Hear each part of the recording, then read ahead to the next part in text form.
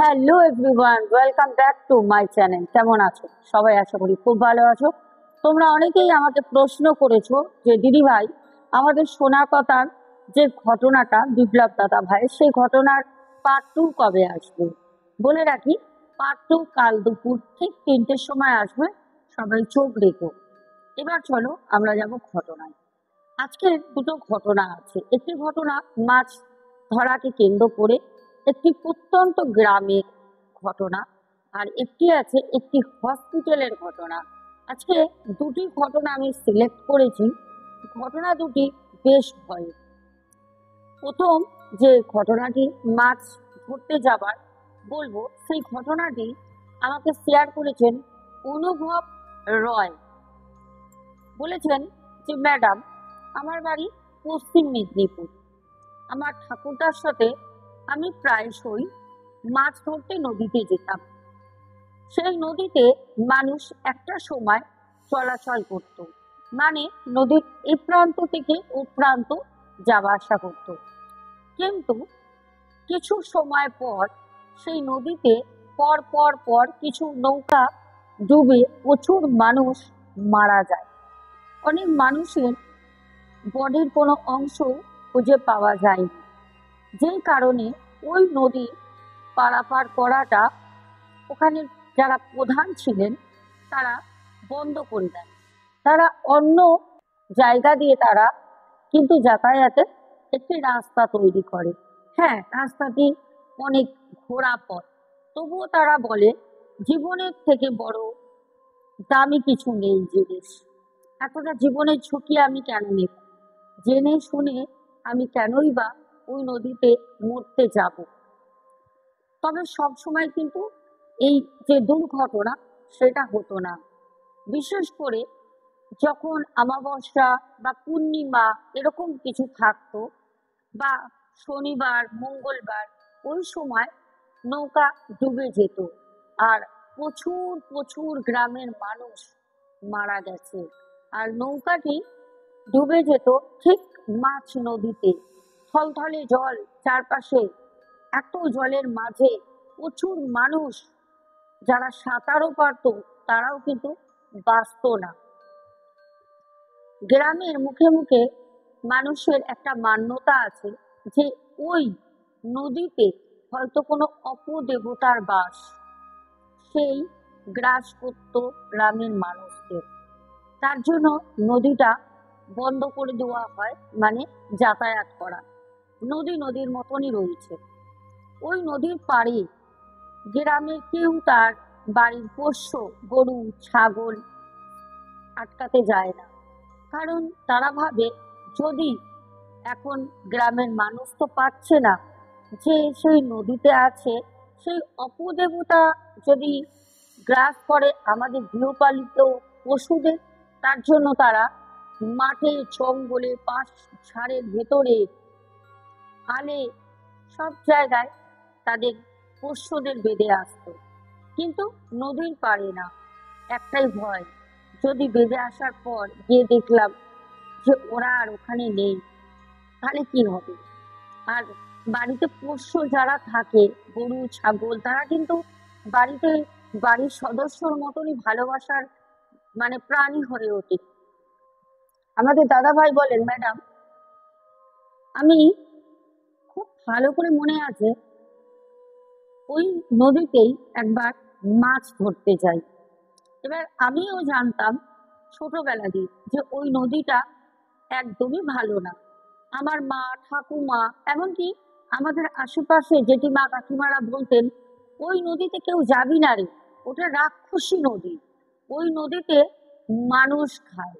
আর সব থেকে বড় কথা, যদি 10 জন ডুবে যেত, 2-3 জনের ডেড বডি পাওয়া যেত, 7 জনের ডেড বডি জীবনে কোনো দিন পাওয়া যায় ওই নদীতে।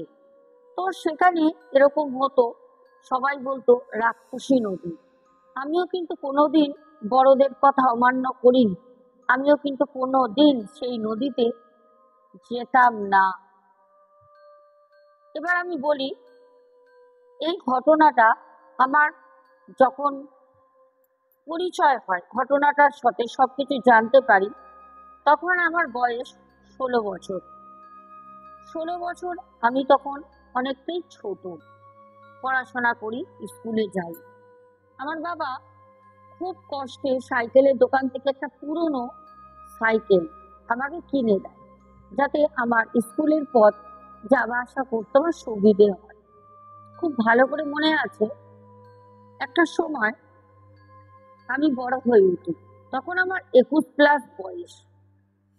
আমি একটা মেয়েকে প্রেম করি। আমার বলতে এখানে লজ্জা নেই, কারণ প্রেম করা কোনো খারাপ জিনিস না। তো আমি একটি মেয়েকে প্রেম করতাম। মেয়েটি আমার পাশেরই গ্রামের মেয়ে। আমি যখন 21+ আমার বয়স, তখন আমি কলেজে উঠলাম। কলেজে আমি তখন সেকেন্ড ইয়ারে পড়ছি। মেয়েটি তখন স্কুলে পড়ে, তখন ক্লাস 10। আমার কলেজে কিছু বন্ধু আর 2-1টা বান্ধবী ছিল। তো আমি যখন বাড়িতে থাকতাম, আমার কলেজের সেই বন্ধুগুলো আমার বাড়িতে আসতো। তাদের বাড়ি কিন্তু আমার বাড়ির মতো প্রত্যন্ত গ্রামে না, তাদের বাড়ি মেদিনীপুরে শহরের দিকে। তারা আমার বাড়িতে আসতো আমার মায়ের হাতের রান্না খেতে। আমার মা খুব সুন্দর করে দেশি মুরগির ঝোল মানে রান্না করে দিত, ঝাল ঝাল করে ভাত, নানা রকম পাতা সবজি আমাদের চাষ আছে, চাষ থেকে তুলে এনে মা ওদের জন্য রান্না করতো। ওরা বলতো আমাদের বাড়িতে রান্না বান্না ছুটির দিন ছাড়া হয় না। মানে হয় বলতে কিরকম, ছুটির দিনে মা রান্না করেন, এমনি সময় রান্না বান্না বলতে কাজের লোক করতো। সবাই মোটামুটি বড় ঘরের, বড় লোক ঘরের ছেলে। আমার বাবা চাষিপুষি মানুষ, কিন্তু আমার যে বন্ধুদের কথা বলছি তারা কিন্তু সত্যি খুব ভালো, যে ওরা এত বড় লোক, আমি চাষির ছেলে, তার নিয়ে আমাদের কোনো পার্থক্য ছিল না। ওরা এরকম হঠাৎ একদিন দুর্যোগের সময় বর্ষা আসে, বললো ভাই দেখ, আমরা তো শহরের দিকে থাকি, আমরা যে গ্রামের বর্ষা সেটা উপভোগ করব। তা ওর মধ্যেই আমার এক বন্ধু ছিল, ওর নাম উৎপল। ও ছিল আমাদের কলেজের সব থেকে বড় লোক বাড়ির ছেলে। উৎপল তখন বলল যে ভাই চল, আমি আর তুই বাজার থেকে এই বর্ষায় বড় একটা ইলিশ ধরে আনি। আমি তখন বললাম যে দেখ, বর্ষায় ইলিশ ধরতে যাবি, আমরা তো গরিব নিম্নবর্তী মানুষ, মানে মা কি মনে করবে, এনে দিলে এতো না যে মা সেটা গ্রহণ করবেন। মা বলে তোরা আয়, আমার যা সামর্থ্য হবে আমি তোদের খাওয়াবো। তখন উৎপল বলল যে তুই চিন্তা করিস না, আমি গিয়ে কাকিমাকে জিজ্ঞেস করি। আমার মাকে বলতে আমার মা প্রথমে না করে, তারপরে ও যখন মাকে বুঝিয়ে বলে তখন বলল আচ্ছা ঠিক আছে, তাহলে পরে নিয়ে আয় যা। উৎপলে একটা মোটর বাইক ছিল, ও আমাকে পেছনে বসিয়ে নিয়ে গেল বাজারে। বাজার থেকে একটা বড় সাইজের ইলিশ মাছ নিয়ে আমরা নিয়ে গ্রামের পথে ঢুকছি। হঠাৎ গ্রামে 2 বন্ধুর সাথে দেখা হলো। সেটা আমার গ্রামেরই বন্ধু। সে আবার উৎপলকে তারা চেনে না, উৎপল আবার ওদেরকে চেনে না। তা বলল ভাই কিরে এত বড় মাছ, আমি পেছনে ঝুলিয়ে বসে আছি হাতে, আর উৎপল তো গাড়ি চালাচ্ছে। তা আমি তখন বললাম আরে বলিস না। উৎপল দাঁড়া দাঁড়া দাঁড়া। উৎপল মোটর বাইকটাকে আস্তে করে দাঁড়ায়। আমি ওদেরকে বললাম ভাই এই দেখ, আমাদের কলেজের টপার, পড়াশোনাতেও খুব ভালো, একদম 1 নম্বর ছেলে। আর টপারের সাথে সাথে আমাদের কলেজের সব থেকে টপ রিচ ও, উৎপল ওর নাম। তখন গ্রামের যে 2টো বন্ধু, ওরা তখন বলল বাবা ভালো ভালো, খুব ভালো ভাই। তা উৎপল ওদের সাথে হাত মিলালো, দিয়ে কথা কথা বলতে উৎপলের মনটাও খুব উদার, উৎপল তখন বলল, একটা কাজ করো না, তোমাদের কি আজকে কোনো কাজ আছে, মানে সেরকম কোনো ইম্পর্টেন্ট কাজ? তখন ওরা মাথা নেড়ে বললো, না না, আমাদের আজকে কোনো কাজ নেই। আজকে আকাশে প্রচুর মেঘ, মানে প্রচুর বৃষ্টি হবে, পুরো অন্ধকার হলো, যে দিনের বেলা সকাল 10টা, মনে হচ্ছে যেন সন্ধ্যা, মানে 7টা 6:30 বাজে। উৎপল বলল, একটা কাজ করো, আমার গাড়ির পেছনে তোমরা উঠে বসো। আমাকে বলল, আমার কাছে চেপে আয়। ওদেরকেও বসালো। ওই মোটর বাইকে 4জন খুব ভালো মতো আমরা বসলাম। উৎপল গাড়ির সামনে এগিয়ে গিয়ে 4জনকে বসিয়ে নিয়ে, মানে 3জন আর ওকে নিয়ে 4জন, 4জন আমরা গেলাম আমাদের বাড়িতে। আমার মা দেখে বলল, এই দুটো ছাগলকে আবার কোথা দিয়ে তুললি? তো আমার মা ওদের খুব ভালোবাসে, আসলে ওরা মাঝে মাঝে আসে, ওদেরও মা আসে, ঠাকুমা আসে আমাদের বাড়িতে। আসলে ওরা আমার মায়ের, মানে মাথার পাকা চুল বেঁচে দেয়, মা আবার 10 টাকা করে দেয়। মানে আমাদের গ্রামে এরকমই একটা, মানে সবার সাথে সবার খুব ভালো, মানে ভালোবাসা, সব সুসম্পর্ক। তখন বলল, ও কাকিমা, এত বড় ইলিশ মাছ, তাড়াতাড়ি কেটে বেটে রান্না করো, খাবো। উৎপল খুব খুশি। উৎপল বলল, কাকিমা, তুমি পিস গুনে গুনে কাটো, যাতে সবাই আমরা খেতে পারি। আমরা কলেজ থেকে 4জন উৎপলকে নিয়ে, আমাদের বাড়ির 3জন, মা বাবা আর উৎপল, আর এদিকে 2 বন্ধু, মানে 9জন টোটাল। ঠিক আছে? তো মাছটাও বেশ ভালোই বড় সাইজের। তখন আমাদের ভাই, মানে দাদা ভাই বলে যে, আমার তখন মা সেই মাছটাকে একদম সুন্দর করে কেটে, সুন্দর করে ঝাল ঝাল করে, কাঁচা মাছটা কেটে মা ভালো করে ঝোল করে, আর কাঁচা লঙ্কা দিয়ে, বেগুন দিয়ে, আলু দিয়ে। আর মানে আমি সেই দিন দেখালাম ওরকম। আর মাছের মাথা, মাছের বড় বেশ তেল ছিল, ভিতরে ডিম হয়ে গেছিল, ডিম লেজা এগুলো মা ভাজে, মানে গরম গরম ভাত মা দেবে, সাথে ইলিশ মাছের তেল, আর সাথে ওইটা খেয়ে মা আর মাছ ভাজার জন্য রাখিনি, বড় বড় চাকা চাকা করে 10 পিস মাছ করেছে। উৎপলের জন্য 2 পিস মাছ মা এক্সট্রা রেখেছে। ভালো কথা। এবার আমরা সবাই, মানে দুপুরবেলা খেতে বসবো। আকাশে তখনও বৃষ্টি আসেনি, সকাল থেকে মেঘলা ছিল, এখন সমানে মেঘ গর্জন করছে, এখন মেঘের ডাক বেড়েছে, বিদ্যুৎ চমকাচ্ছে, ঝিরিক ঝিরিক করে আলো। আর এইদিকে আকাশে প্রচুর হাওয়া, মানে হাওয়ায় তোলপাড় করছে। এই সময় উৎপল হঠাৎ আমার মাকে বলে উঠলো যে, কাকিমা, তোমরা এখানে থাকো, এই গ্রামে তোমাদের খুব ভালো লাগে বলো, বৃষ্টি হলে চারপাশে সবুজ।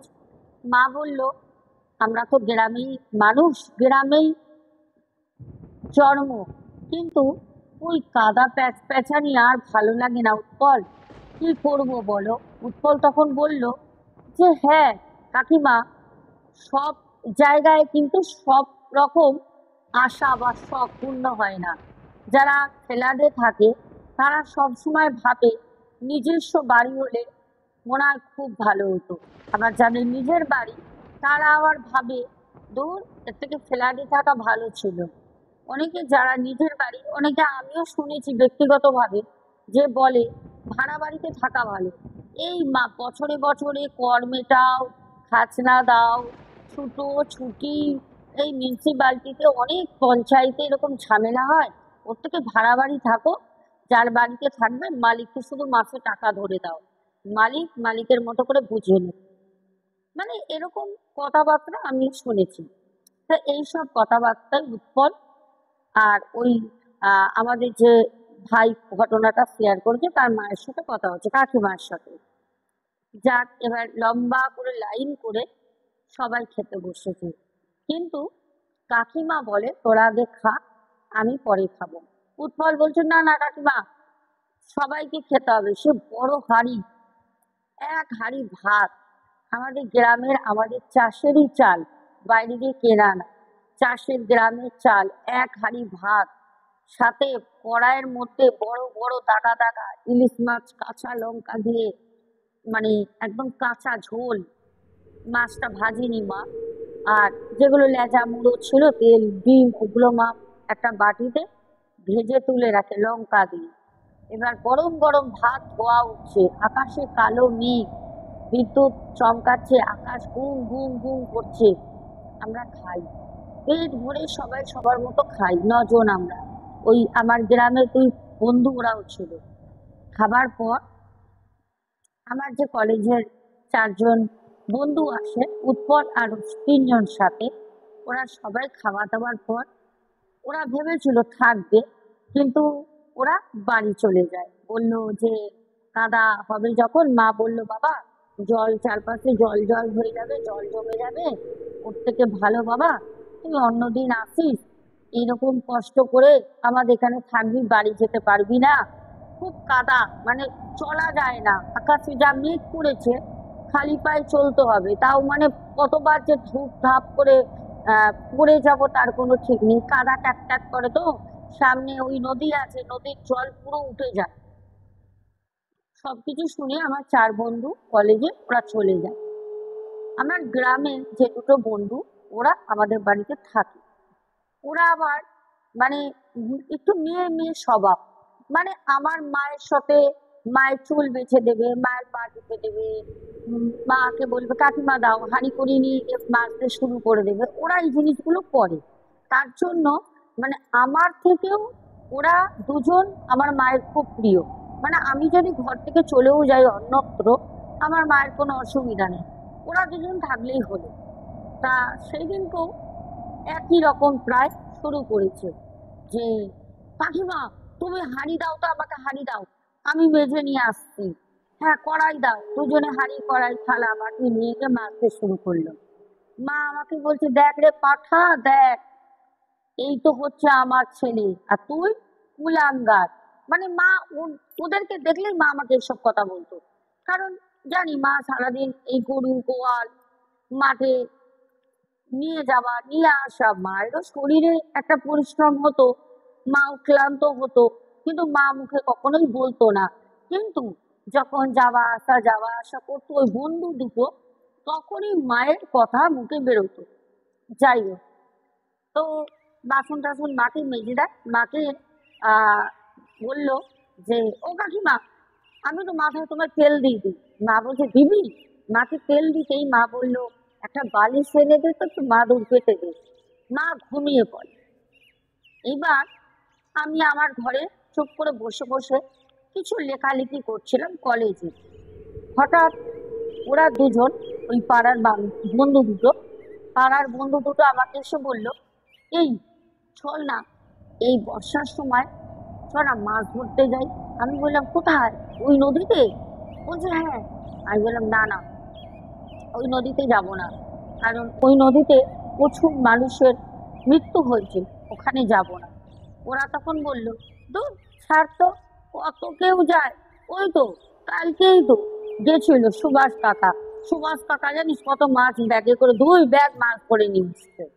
আর আমাদের ভাই যে ঘটনাটা বলেছে, ভাই বলছে দিদি আমার না মাছ ধরার খুব নেশা, এই যে আমার কানে তুলে দিল, এবার যদি ওরা নাও যায় আমি একটা মাছ ধরার ঠিক নেশায় যাবই। তাও আমি না না না করতে করতে চুপি চুপি মাকে না বলে আমি বললাম চল, কি নিয়ে যাব? ওরা বলল যে দাঁড়া ছিপ আছে, ছিপ নিয়ে আসি। আরে যা উঠবো উঠবো, চল না, ঘরে কি করবি বর্ষার সময়। তো একজন একজনকে বলল ছিপ নিয়ে আয়। দৌড়ে গিয়ে 2টো ছিপ নিয়ে আসে। আমরা 3জন 2টো ছিপ চললাম, ঘরের পেছন দিক দিয়ে আস্তে আস্তে চলে যাই নদীর পথে। নদীতে গিয়ে দেখলাম কেউ নেই, নদীর উপরটা যেন আরো ভয়ঙ্কর হয়ে উঠেছে, চারপাশটা কালো অন্ধকার। মাছ ধরার জন্য নদীতে আমরা ছিপ ফেলে বসে আছি, নদীতে ছিপ ফেলে বসে রয়েছি, তাও ঘন্টাখানিক একটাও ছিপে প্রাণ পড়ে। হঠাৎ করে আমার পাশে বসে থাকা বন্ধুটি আমাকে বলল, আমার ছিপটা না দেখ মনে হয় মাছ খেয়েছে, বসছি বুঝেছিস, নড়ছে। দূরে জলে দেখছি ওর যে ছিপটা, যে মানে বড়শিটা এদিক ওদিক করছে, মানে কিছু তো একটা মাছ আটকেছে যে জলে খেলছে। আমি বললাম, যাক তুই পেয়েছিস, ভালো হয়েছে, অন্ধকার হচ্ছে আর বসবো না, চল। বলতে বলতেই আকাশটা যেন আরো আলু হয়ে আসলো, মানে তখন দুপুর 4টে বাজে, পুরো মনে হচ্ছে সন্ধ্যা হয়ে গেছে। তখন ওই মাছটা খেলাতে খেলাতে খেলাতে টানতে টানতে একটা মাছ ও পাবে, একটা ছোট্ট এরকম চাইলে, তাও মোটামুটি 700-600 গ্রামের মাছ পায়। ওই মাছটা নিয়ে আমি বললাম, চল আর দরকার নেই। উঠে যখন চলে আসবো, সব যখন আমরা গুটাচ্ছি, হঠাৎ দেখলাম এ কি, জলের মধ্যে, ওই নদীর মধ্যে একটা বাচ্চা ছেলে দাঁড়িয়ে আছে। নদীর মধ্যে তো একটা বাচ্চা ছেলে ওরম করে দাঁড়াতে পারবে না, কারণ নদীতে প্রচুর জল, ওই নদী নামেই নদী, নদীর খুব গভীর। একটা বাচ্চা ছেলে, কালো মতো, একদম কুচকুচে কালো, চুলগুলো জল দিয়ে উঠলে ছোট ছোট কাটা থাকে, চুলগুলো যেরকম কপালের সামনে পড়ে থাকে, ঠিক ওরকম কপালের কাছে পড়ে আছে। ছেলেটি একভাবে তাকিয়ে রয়েছে, ছেলেটির চোখগুলো অসহ্য লাল। দেখে বুঝতে পারলাম এটা কোনো আমাদের গ্রামের কোনো ভাই না। আমরা ওখান থেকে তড়িঘড়ি বেগতিক দেখে আমরা দৌড়াচ্ছি 3 জনে। আমরা বাড়ির উদ্দেশ্যে, আমরা নদীর পাড় দিয়ে দৌড়াচ্ছি, আমাদের খুব ভালো করে মনে আছে আমরা দৌড়াচ্ছি। হঠাৎ করে দেখলাম একটা ঝোড়ো হাওয়া যেন নদীর ধার দিয়ে হু হু করে উঠতে, আমাদেরকে হাওয়া করে, আমারই গায়ে হাওয়া দিয়ে 3 জনে হাওয়াটা সামনের দিকে এগিয়ে গেল। আমরা যখন বাড়ির পথে আসবো, গ্রামে একটি জঙ্গল পড়ে, সরু জঙ্গলের রাস্তা, ওইখানে আমরা যখন ঢুকলাম, তখন আমরা দেখলাম সেই নদীতে দাঁড়িয়ে থাকা ছেলেটি আমাদের সামনে দাঁড়িয়ে হাত পেতে মাছ চাইছে। আমরা ভয়তে কাটা হয়ে গেছি। আমাদের সাথে যে 2জন ছেলে ছিল, মানে আমার সাথে যে 2জন ছেলে আমার গ্রামের মানে বন্ধু ছিল, এক বন্ধুর নাম ছিল ঝন্টু, আর একজনের নাম ছিল পল্লব। ঝন্টু ছিল খুব সাহসী। ঝন্টু বুঝতে পেরেছে যে এই মাছ নিয়ে বাড়ি ফিরতে পারবো না। আমরা তো রীতিমতো কাঁপছি, আমাদের মুখ শুকিয়ে গেছে, কোনো কথা নেই। ঝন্টু তখন বলে যে, পথ ছাড়ো, আমাদের যেতে দাও, আমরা কিছু করিনি। তখন সামনে দাঁড়িয়ে থাকা ছেলেটি বলে, ওই মাছটা আমায় দিয়ে যা। ঝন্টু তাড়াতাড়ি করে পল্লবের ছিপ থেকে বড়শি ছাড়িয়ে মাছটা ছুঁড়ে দিল। ছেলেটা সাথে সাথে মাছটা হাতের মধ্যে লুপে কাঁচা ছিঁড়ে ছিঁড়ে দাঁড়িয়ে দাঁড়িয়ে খাচ্ছে, ছিঁড়ে ছিঁড়ে। আর মাছের, জ্যান্ত মাছের, তখনও মাছটা বেঁচে ছিল, রক্ত ছিটকে ছিটকে মাঠের মধ্যে পড়ছে। ওই দৃশ্য দেখে আমরা কোনো রকম জঙ্গলের পথ ধরি, 3 জনে দৌড়াতে দৌড়াতে বাড়ি আসি। 3 জনেরই রাতে প্রচুর জ্বর, মাথা তুলতে পারছি না। আমার 2 বন্ধু, তারাও আমার বাড়িতে সারা রাত থেকে যায়। তাদের বাড়িতে খবর পাঠানো হয় আমার বাবাকে দিয়ে। পরে গ্রামের লোকরা আমাদের খুব বকে, খুব শাসন করে। যাই হোক, তারপর এক ওঝাকে নিয়ে এসে বাড়িতে আমাদের শরীর বন্ধন করা হয়, আমাদের ঝাড়ানো হয়, আমরা সুস্থ হই। এটা ছিল প্রথম মাছ ধরতে যাওয়ার ঘটনা। এবার যাব দ্বিতীয় ঘটনা, একটি হসপিটালে। শোনো, এই দ্বিতীয় ঘটনাটা যে তোমাদের শোনাবো, এই ঘটনাটা শুনলেই তোমরা খুশি হয়ে যাবে। আমাদের রমা কর্মকার দিদিভাই ঘটনাটি শেয়ার করেছিলেন। দিদিভাইয়ের 5টি ঘটনার মধ্যে আজকে একটি ঘটনা আমি শোনাবো। তারপর পরপর আমি কোনো কোনো দিন দিদিভাইয়ের ঘটনা শুনিয়ে দেবো। সাথে থাকতে হবে, চ্যানেলটাকে সাবস্ক্রাইব করে, আর অবশ্যই ঘটনাগুলো শেয়ার করতে হবে। দিদিভাই বলেন, কাকুরগাছিতে একটি হসপিটাল আছে, কাকুরগাছি। হসপিটালটির নাম আমি এখানে আমার নিজের কমিউনিটির স্বার্থে আমি নামটি হাইড রাখছি। দিদিভাই আমাকে বলতে বলেছিলেন, আমি বললাম না। যদি কেউ জানতে চাও আমি হোয়াটসঅ্যাপে লিখে দেবো। যদিও হসপিটালটি বহু বছর ধরে বন্ধ, বহুবার চালু করার চেষ্টা করা হয়, কিন্তু কেউ সেই হসপিটাল পুনরায় চালাতে পারে। যখনই ওই হসপিটাল নতুন করে আবার শুরু হতো, তখনই সেই হসপিটাল আবার লোক খালি হয়ে যেত, কেউ আসতো না হসপিটালে। এবার বলি, বহু বছর আগে যখন রমা দিদিভাই জন্মও হননি, তারও আগের ঘটনাটি বলছি। দিদিভাই জেনেছিলেন তার খুব প্রিয় কাছের আত্মীয়, প্রিয় কাছের মানুষের কাছ থেকে। রমা দিদিভাই বলেন, তখন বোন আমি জন্মগ্রহণ করি। ওইখানে কাকুরগাছিতে হসপিটালটি এখনো আছে, কিন্তু বন্ধ অবস্থায় পড়ে আছে। সবাই জানে ওটা ভুতুড়ে হসপিটাল। যদি কেউ কাকুরগাছি থেকে আজকে আমার ঘটনাটি শুনে থাকো, তাহলে অবশ্যই রিলেট করতে পারছো। নামটা বলছি ভবানী, তারপরে অনেকটাই আছে, আমি আর বললাম না। নামের শুরুটাই ভবানী দিয়ে হচ্ছে হসপিটালের নামটি। দিদিভাই বলেন, ওই হসপিটালে একজন লেডি ডক্টর ছিলেন, গাইনো লেডি ডক্টর। সেই ডক্টর খুবই মমতাময়ী, স্নেহময়ী, খুবই ভালো একজন মহিলা ছিলেন। উনি পেশেন্টকে পেশেন্টের মতো করে দেখতেন না। যে পেশেন্ট আসতেন বাচ্চা প্রসব করতে, তাকে তিনি তার নিজের সন্তানের মতো করেই তার বাচ্চা প্রসব করাতেন। আর সেই সেই মানুষটি, মানে সেই ডক্টর, লেডি ডক্টর একদিন মারা যান। উনি হসপিটালের মধ্যেই নিজেকে কোনো একটি কারণে শেষ করে ফেলেন।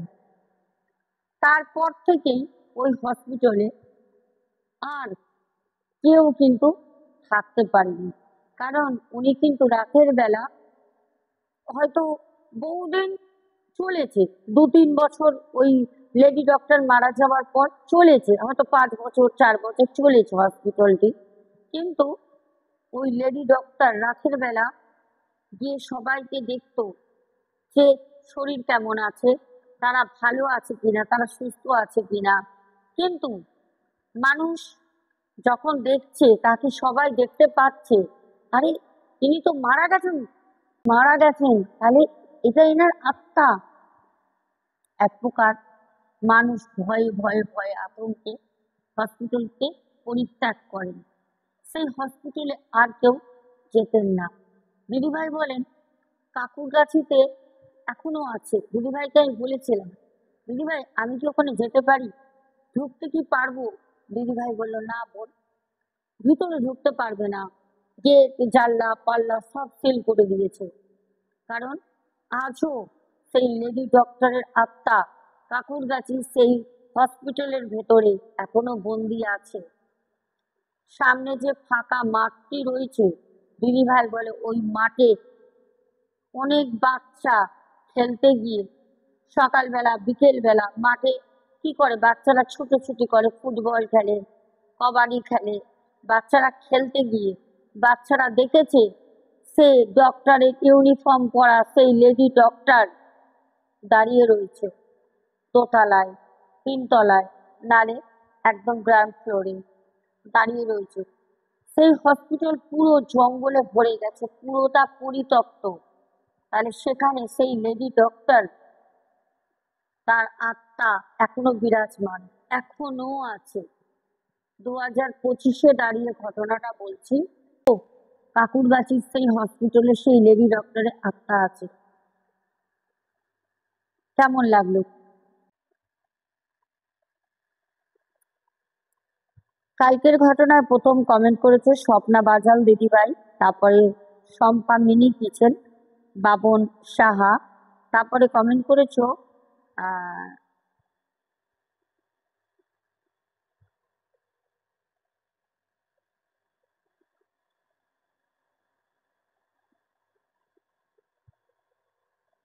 আচ্ছা, হ্যাঁ, অবশ্যই আমি এই কমেন্টটা আমি পড়বো আর উত্তরও আমি দেব। কারণ আমি একজন এমন কন্টেন্ট ক্রিয়েটার, যে নেগেটিভ কমেন্টই করুক না কেন, সে তার মূল্যবান সময় দিয়ে আমার ঘটনা শুনেছেন, আমাকে ওয়াচিংটা দিয়েছেন, তার জন্য অনেক অনেক ধন্যবাদ। এবার আমি বলি, ওনার নামটা হচ্ছে কামরুন নাহার। আচ্ছা, কামরুন নাহার। উনি এর আগেও সম্ভবত আমাকে কমেন্ট করেছিলেন। উনি অ্যাকচুয়ালি আমার হেটার্স, আমি জানি, তবু আমি ওনার কমেন্টটা নিচ্ছি, তোমাদেরকে শোনাবো। উনি বলেছেন, আপনি যে গল্পগুলো বলেন তাতে অর্ধেক অবধি কোনো ভয়ের গন্ধ নেই, যত অপ্রয়োজনীয় কথাই বেশি গল্পে, জাস্ট বোরিং। আমি আপনাকে বলবো, জাস্ট আউট। আপনি এসে শুনছেন কেন? আপনার ডিপিটা দেখে আমি বুঝতে পেরেছি আপনি এর আগেও আমাকে কমেন্ট করেছেন। এত হেড যখন করেন তখন আমার ঘটনা শুনতে আসেন কেন? আমার যারা দর্শক বন্ধুরা আছেন, আমার এই বোরিং বোরিং কথাই তারা ভালোবাসে। আমি আপনাকে দেখে আমার চ্যানেলটা তো ওপেন করিনি আপনার একজনের জন্য। আর একটা কথা বলে রাখি, সত্য ঘটনা, আমি মনে করি সত্য ঘটনা এইরকমই হয়। যদি আমি বানিয়ে বানিয়ে কোনো ঘটনা বলতাম বা পাশে আর একজনকে নিয়ে আসতাম স্ক্রিপ্ট করিয়ে, আমরা এগুলো জানি, ঠিক আছে, আমরা এগুলো জানি, আর বেশি কিছু বললাম না। আমি চ্যানেলটা আমার নিজের, চ্যানেলটা আমার যারা আমার ইউটিউবের পরিবার আছে, 40,000 সাবস্ক্রাইবার হতে যাচ্ছে যাদের হাত ধরে, তাদের জন্য বানাই, আপনাদের মতো মানুষের জন্য না। ঠিক আছে, নেহার দিদি ভাই, আপনি একটা কাজ করুন, যেখানে স্ক্রিপ্টেড ঘটনা হয় ওখানে চলে যান, আপনার খুব এনজয়মেন্ট হবে। আমার ঘটনা বোরিং। নেক্সট টাইম আমি যেন আপনাকে দেখি না আপনি এসে কোনো কমেন্ট করেছেন। ধন্যবাদ। আচ্ছা, তারপর পর রুমিতা ঘোষ কমেন্ট করেছো। আচ্ছা, তারপর কমেন্ট করেছো মৌসুমি কুন্ডু, বলেছো প্লিজ আমার নামটা নিও, আমি গুড্ডু। আর দুটো আমাকে রেড হার্ট দিয়েছো। গুড্ডু, আমি কিন্তু তোমার নামটা নিয়েছি। আচ্ছা, তারপর রমিতা ঘোষ, তারপরে কমেন্ট করেছো আমাদের সন্ধ্যা মণ্ডল দিদিভাই। আপনজন, বাবা আপনজন 2-3 দিন পর দেখলাম কমেন্ট করলে। আচ্ছা, তারপরে শম্পা মিনি কিচেন থেকে আবারও কমেন্ট করেছো। আমাদের শ্বেতা সাউ বলেছো আই লাভ ইউ দিদি, লাভ ইউ টু বনু। আচ্ছা, তারপর সন্তুর দুনিয়া বলেছো দিদি ভাই এখানে অল্প বৃষ্টি হচ্ছে, আমাদের এখানেও হয়েছে অল্প বৃষ্টি, একদম অল্প। তারপরে পাপ্পু ভাই কমেন্ট করেছো। তারপর কমেন্ট করেছো চন্দনা গোপে দিদি ভাই। তারপর জবা দেবী। তারপর কমেন্ট করেছো শ্রাবণী ডেলি লাইফ থেকে। তারপর ওয়ার্ক আউট উইথ সমীরণ, আজকেও আমাকে দুটো রেড হার্ট দিয়েছে। ও কখনো কখনো হেড কমেন্ট করে, তাও আমি ওকে সহ্য করে রেখেছি। আচ্ছা, তারপর নীলিমা সিংহ, তারপর শ্বেতা সাউ, তারপর কমেন্ট করেছো মিম, তারপর কমেন্ট করেছো টুকুর সাবারওয়াল দাদা ভাই। তারপর সুদীপ্ত ব্যানার্জি, টিনা আচারিয়া, তারপরে টুকুর সাবারওয়াল, আবার সুজাতা দাস, বং হিন্দু হেসেল, অ্যাঞ্জেলিনা সোরেন, তারপর রূপা দে, সুপর্ণা দি, তারপরে পিন্টু ঘোষ, মৌসুমী অধিকারী দিদিভাই বলেছে ভীষণ ভালো লাগলো ঘটনাটা, অনেক ভালোবাসা নিও দিদিভাই। আর লিপিকা বেরা দিদিভাই বলেছো তোমাকে কি মিষ্টি লাগছে গো বনু। ও, কি ভালো লাগে শুনে। কৌশিকী ঘোষ বলেছো নাইস, সাথে দুটো রেড হার্ট দিয়েছো। সন্ধ্যা মণ্ডল দিদিভাই কমেন্ট করেছো অনেক অনেক ভালো লেগেছে এই ঘটনাটা, শুভরাত্রি বনু। আচ্ছা, তারপরে কমেন্ট করেছো কে করেছো খাইরি উদ্রিকা সরকার। আচ্ছা, ছোট্ট একটি বোনের ডিপি দেওয়া। তারপরে সোমা কুণ্ডু কমেন্ট করেছো, তারপরে শ্বেতা সাউ, তারপর লিপিকা বেরা দিদিভাই প্যান্থার গেমিং ওয়াইটি, আব্দুল হক ভাই, সোমা দাস পরিবার থেকে, তারপর মৌয়া পল, তারপর কমেন্ট করেছো রেখা অধিকারী, তারপরে সাধনা জানা, সাধন সাধন জানা, তারপর রুচিরা হালদার, তারপর কমেন্ট করেছো সুমনা ভট্টাচারিয়া, তারপরে জয়শ্রী ঘোষ দিদিভাই, রিঙ্কু নিয়োগী, কিষাণু মান্না, তারপর একদম শেষ কমেন্ট করেছে শুভঙ্কর ঘোড়ই। আজকের মতো খুব আশা করি ভালো লেগেছে। আর আমি নিহার দিদিভাইকে যে প্রশ্নের উত্তরটা দিলাম, আমাকে তোমরা অবশ্যই কমেন্টে বলো যে আমি ঠিক বলেছি কি ভুল। তো চলো এখনের মতো tata, good night, love you too সবাইকে। চলো দেখা হবে কালকে ঠিক দুপুর 3টে শোনা কথায় part 2 develop the real story. আর রাতে তো আসছি।